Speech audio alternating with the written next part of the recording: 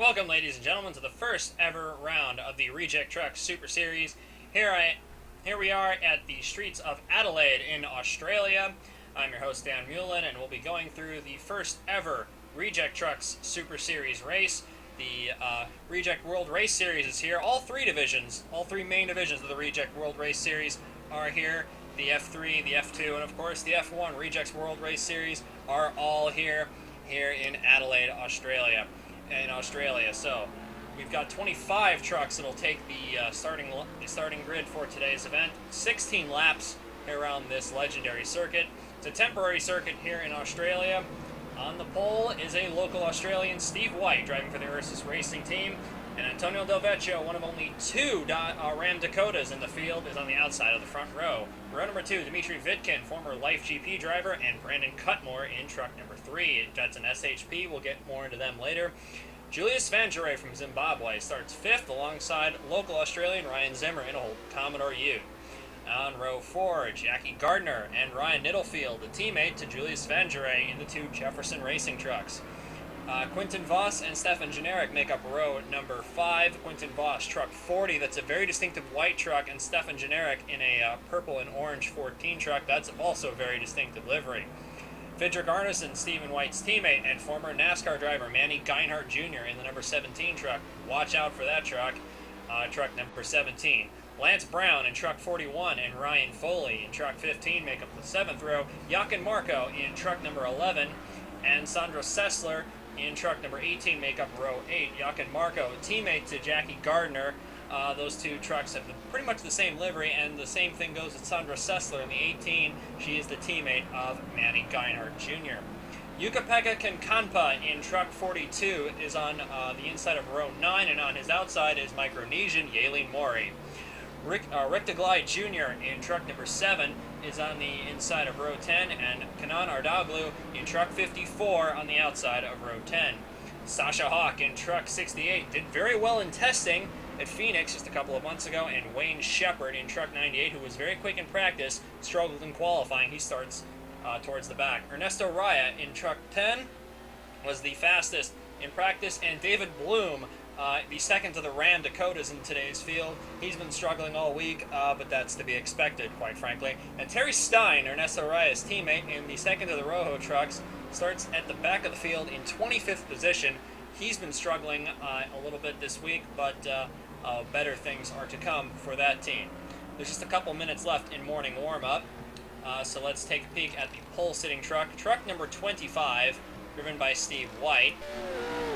And there is Steve White, truck 25. That is a Chevrolet Colorado for the Ursus Racing Team. And he will lead the field to the green momentarily. So, Steve White, truck 25, as we'll now cut to the field on the dummy grid behind the BMW pace car.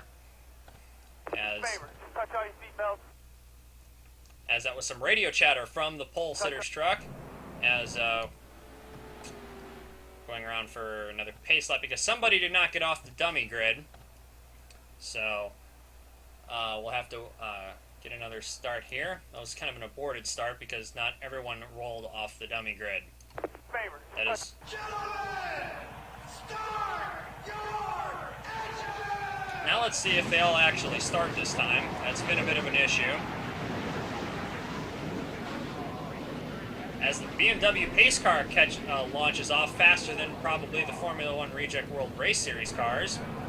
I'm pretty sure Mark Dagnall is going to be quite jealous of that launch by the BMW pace car you saw there. Steve White, truck number 25, is about to lead the field to the green as there appears to be a little bit of moisture on the curbs over there because some people are sliding around as one of the Twinings trucks is out of line in the back. I think that's the 17 of Geinhardt Jr. And yes, Manny Geinhardt Jr. is reporting a problem. He's coming into the pit lane already. So, some issues there as the rest of the field coming down to take the green flag and get the Rejectrucks Super Series underway. And we're green as we come down into turn 1 in Adelaide.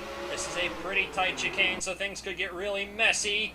Oh, Steve White on the curbs. Oh, Nittlefield's around in the 91. Well, that didn't take long. Middlefield, truck 91, in trouble already.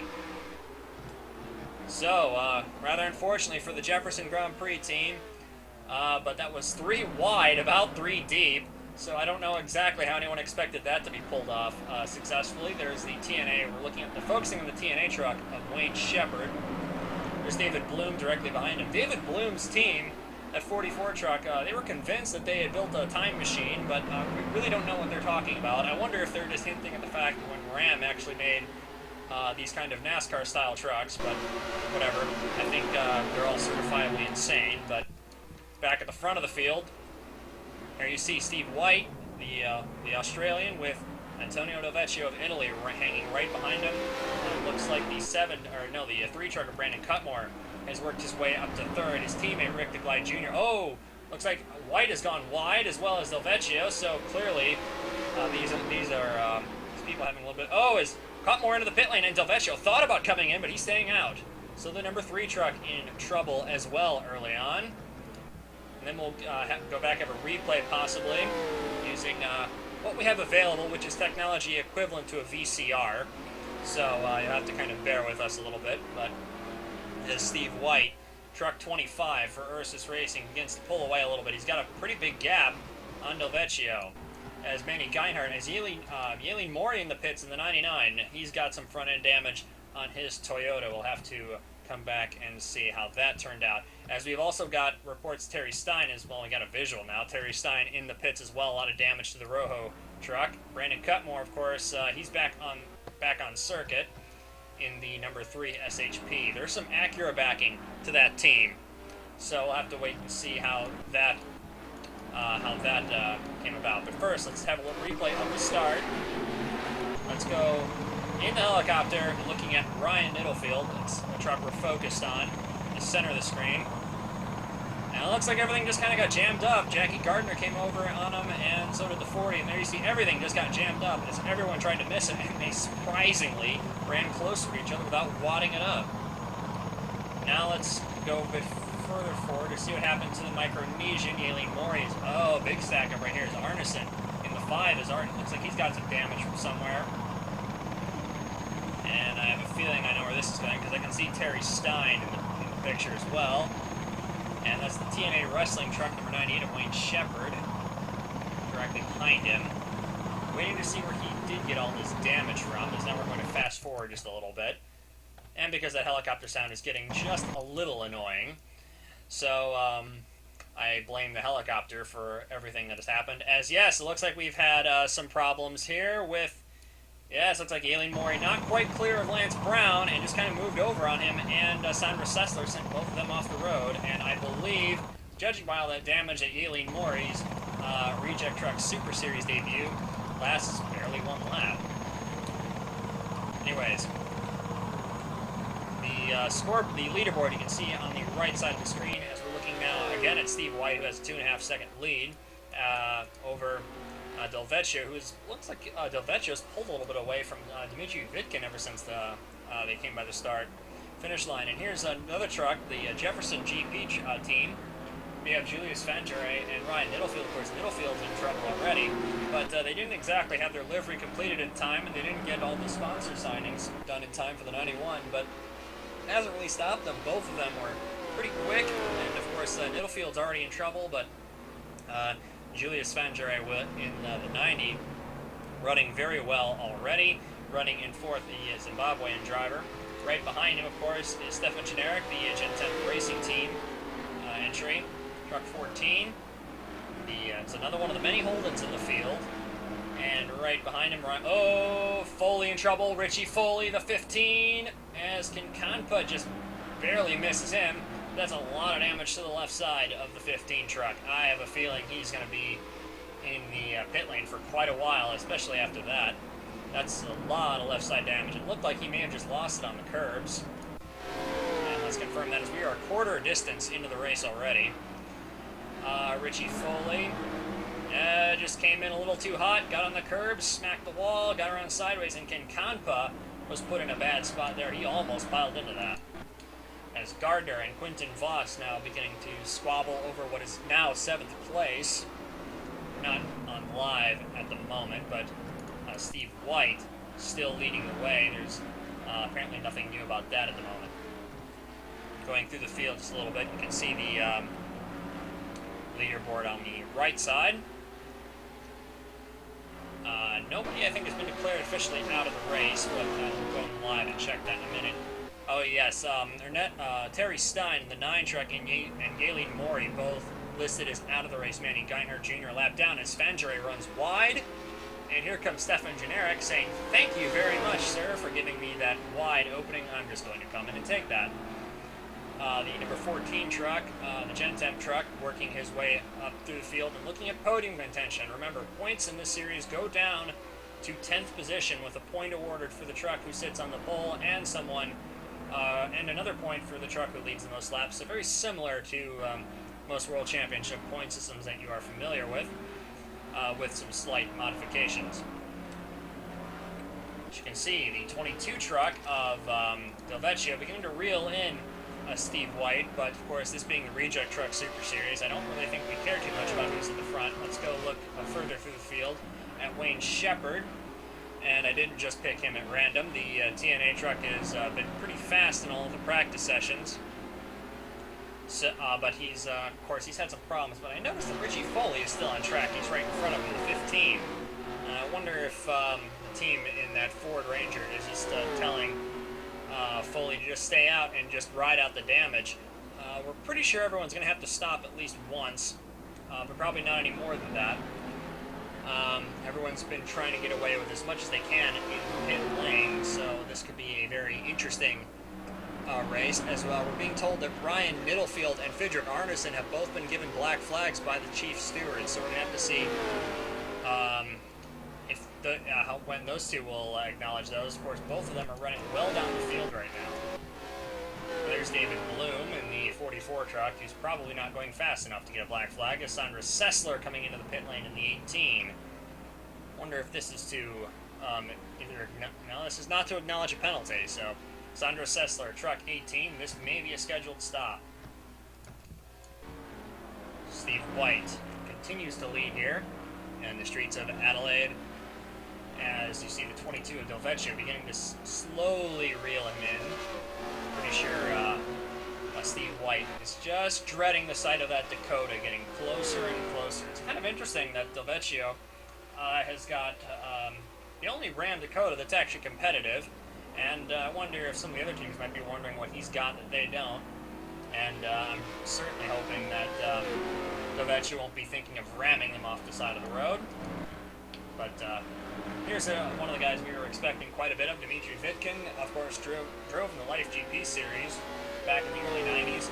He is 50 years old now, so Vitkin, one of the older drivers in the field, and he's showing that age is no limitation. He's running very, very strongly in truck number 13. A pretty distinctive truck, and as Middlefield now, he's coming in to acknowledge the black flag. Sandra Sessler, truck 18, been given a black flag by the stewards, and we believe that was for him. Oh, whoa! Manny Geinhardt Jr.'s got a lot of damage, and also he's been struck by Frederick Arneson in the pit lane.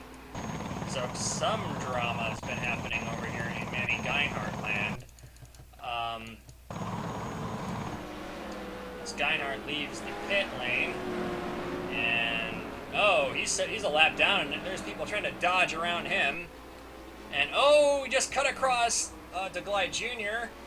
And the 7 truck's rolling over. So Rick DeGlide Jr. has a well, that was interesting. Manny Geinhardt Jr. I don't know how we didn't miss that. And the corner workers, of course, they're all overdosing on Vicodin at the moment, we believe, because otherwise, if that wasn't the case, they would have noticed that. Rick DeGlide Jr., truck number 7, he's still going. He rolled it over, and oh, what are you doing, son?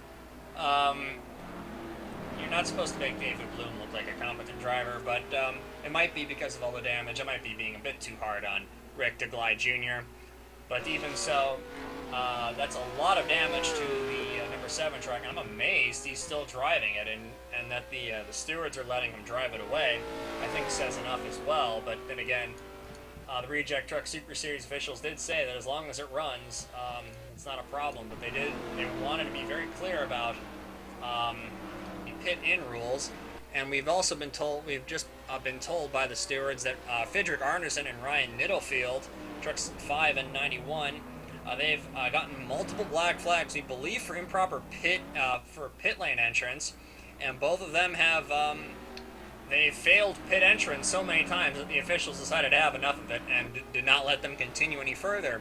Sandra Sessler has been assessed a black flag. Rick DeGlide Jr. has been assessed a black flag, though I understand that's not for pit lane entry violation.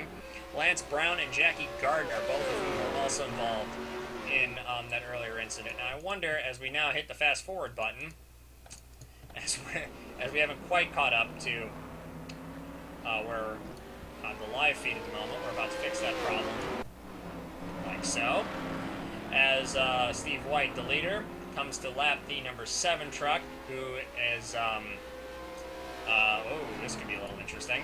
As, yes, Rick DeGlide Jr. coming into the pit lane, and we'll see if they were satisfied with that. Something tells me probably not, because the chief steward, the chief steward is a cat, so I wouldn't be entirely surprised if they weren't exactly impressed with some of the pit lane entries. So anyways, there you can see Manny Geinhardt Jr. Well, that wasn't nice. Quentin Voss sideswiping Stefan Generic, and I'm not quite sure what happened to the 40 truck either. So Quentin Voss, he's had a lot of damage already to that Buffalo Wild Wings Toyota. That kind of reminds me of what it smells like to be inside a Buffalo Wild Wings, but that's another story for another time, perhaps. As Quentin Voss, and here is Kanan Ardaglu, 54, leaving the pit lane, as more black flags have apparently been given for either pit lane entry or pit lane exit violations. So apparently not everyone got the memo about pit lane entry or exit violations, and I'm not saying that the drivers didn't get the memo. I'm implying that the stewards perhaps didn't get it either. So this could be a wonderfully farcical event, but Ryan Nittlefield is still being shown on the racetrack. Didn't he get... Yes, Ryan Nittlefield, truck 91, is not being scored anymore, but he's still on the racetrack, so I'm not entirely certain what that's about. But this is quickly becoming amusing, and David Bloom could be staring at points as a result. David Bloom, who they didn't grant him entry to the country at first because there were some reports that he was smuggling a washing machine into Australia, and I'm not quite sure why, but be that as it may. David Bloom, very strange individual. Says he collects lawnmowers in his spare time and other random household appliances. So anyways, Stephen White in truck 25 has had a very trouble-free afternoon, as something has gone wrong with Del Vecchio in the 22. Doesn't look like it's anything serious because he's lost 2 places. Oh, he's coming to the pit lane. That could be fatal for your race, according to the stewards. Sasha Hawk, truck 68. Also, we've had more black flags than yellow flags that we'll probably see in the rest of the season. This is fantastic. As the 22 truck continuing on his merry little way, and the officials have stopped scoring Sandra Sessler because apparently Sessler was going too fast exiting the pits or something along those lines.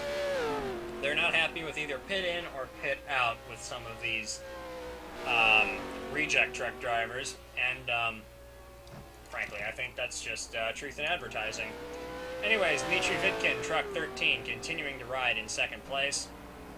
And we're trying to get in touch with the chief steward and see exactly what they've been drinking, and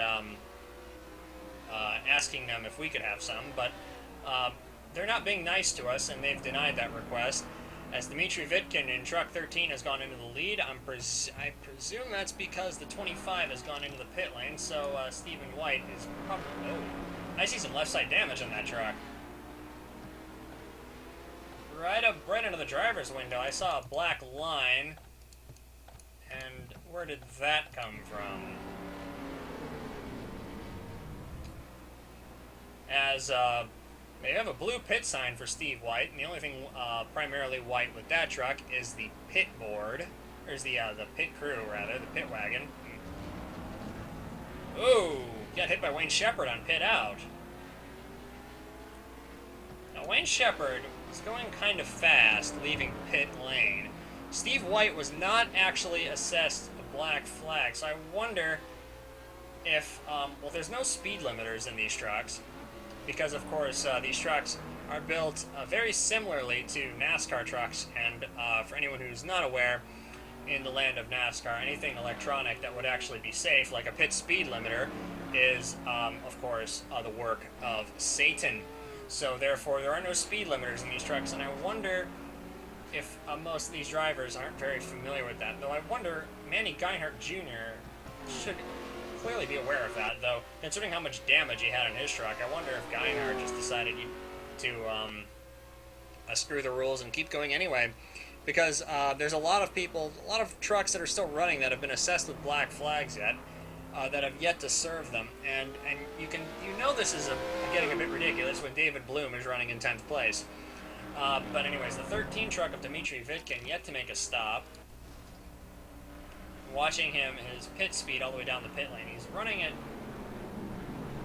Quentin Voss, and well, that's another feature of these reject trucks, is that when they're come to a complete stop, they can be driven directly sideways like that. That's totally normal. Vitkin in the 13 having more problems with Quentin Voss. Ryan Nittlefield is still out there. Ryan Nittlefield, the 91 truck, they've stopped scoring him for quite some time, and he's continuing on his merry little way. Fat, dumb, and happy, and as if it's nothing. So Ryan Nittlefield clearly thumbing his nose at stewards, and quite frankly, I find it very difficult to blame him. Though, when you see how much damage is on the rear of that truck, one begins to wonder. As we have, looks like 12 on the lead lap still, but a couple of those not for much longer, I would reasonably believe. As now we've gone to real time, as I have just noticed we've been behind by about 30 seconds for the past couple of minutes. So the 40 truck of Quentin Voss has been pulled off the track. Now I wonder if that's because of all those pit lane collisions. Dmitry Vitkin in the 13 has come into the pit lane as well, as we have seen already, and he is back on the circuit, but he is running in the 4th position. Leading the race is still Steve White, and that's the 22 slowing on the track. That's Del Vecchio slowing. Del Vecchio in truck 22. He had a big problem there.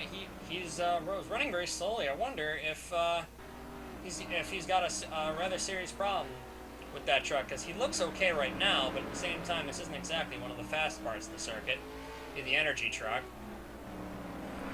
So, seems to be keeping up all right with Dmitry Vitkin, but of course, Julius Svanjare and Steve White are beginning to pull away from them. Because, yeah, here comes Del Vecchio on the inside. So, well, yeah, it looks like Del Vecchio, I don't know why he slowed down suddenly, but it looks like that problem has been corrected. Former IndyCar driver Ryan Zimmer is actually running in the 5th position in truck 31, as Del Vecchio finally clears Dmitry Vitkin and asserts the 3rd position, sorry. But truck number 31, Ryan Zimmer, as Jochen Marco's truck looks like it's been in, I don't want to say a monster truck rally, but it looks like it's been in an ARCA race, judging by the sides of it. It looks like it's been in an ARCA Daytona event, and I wouldn't be entirely surprised if that's where some of these teams obtained their chassis from. Ryan Nittlefield's still on track. They've stopped scoring him quite some time ago, but there he is, continuing to amuse everybody with his antics. What a hero. Ernesto Raya in truck number 10, running in the 7th position, as truck 42 is stopped being scored for some reason. That's JP Kinkanpa, Yuka-Pekka Kinkanpa, one of the longest names ever in motorsport. But anyways, the Finn has been fairly solid and fairly anonymous, to be quite honest with you, during this whole race. But again, the chief steward cannot be reached for comment. David Bloom is running in 7th. And I think the fact that David Bloom is actually still running out there means there is something wrong with this world. Let's see if Kinkanpa... He's still running out there, too. the number 42 machine. Oh my, look at all the damage on that thing. So there's clearly been quite a bit of drama involving the 42 truck. And here's Sasha Hawk being listed in the 10th position presently. The Coca-Cola Toyota running in the points right now. David Bloom is also running in the points, and I'm pretty sure David Bloom is grinning from ear to ear at that, and the rest of the field is probably wondering where the nearest antidepressants are. And when I mean antidepressants, I mean hard liquor. But anyways, Sasha Hawk into the pit lane as Sandra Sessler piles into Kinconpa in the pit lane. Oh my. That's some interesting things going on the left side of the screen there with Sandra Sessler sitting sideways in the pit lane. I'm pretty sure Steven Generic, who's driving through there, can't believe what he sees in front of him. Sandra Sessler doing donuts, apparently, in the pit lane. Well, that's interesting. And I have completely missed a change for the lead because I've been so dumbstruck by what has been going on over there that the truck 25 of Steve White has actually lost the lead, and we're about to see how he lost the lead in truck 25. He's coming up on Lance Brown in the 41. Julius Svangere has moved up into the lead as we now go into hyperspeed. As yes, you can see these trucks clearly do move this quickly down the streets of Adelaide, especially because there's no sound coming from them. Oh, and he did have some problems with the back marker. Lance Brown ran very, very wide, trying to miss him. And see if anything there was any more drama that befell Steve White that apparently cost him the lead of the race. And yes, he did come into the pit lane because apparently Steve White reported there was some overheating issues after making contact with the 41. Either that or he just wanted to give him the bird. As now Julius Svangere, and I do hope I'm pronouncing that name correctly, although I'm positive I'm not, driving for the team that hasn't really had all their sponsor bills sorted out, is leading the race with just 2 laps to go. So this is getting to be rather amusing, isn't it? As you're coming upon Rick DeGlide Jr., who I could swear they've stopped scoring him too.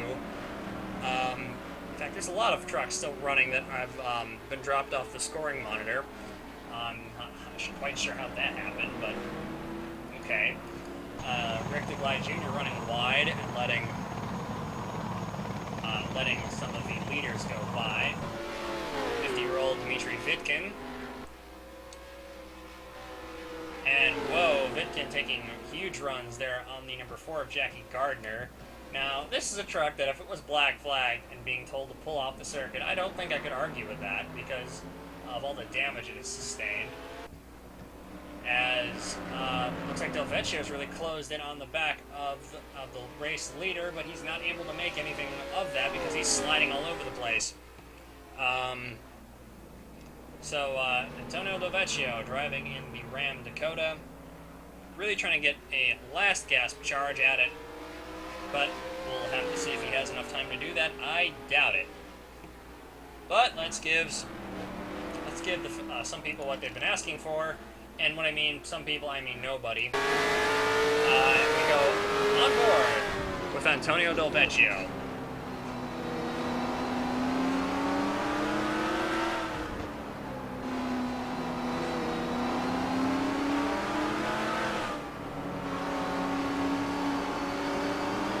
Just dogging right behind the truck number 90.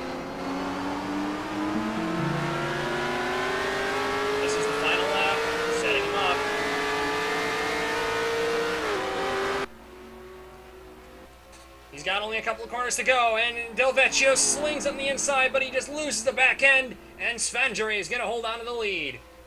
Great bit of defending by the Julius Svangere, but also Del Vecchio just lost the back end of it, and he's been just kind of skating the rear of that truck around. Now I wonder if that mechanical problem from earlier, that seeming mechanical problem from earlier, just didn't cost him the race.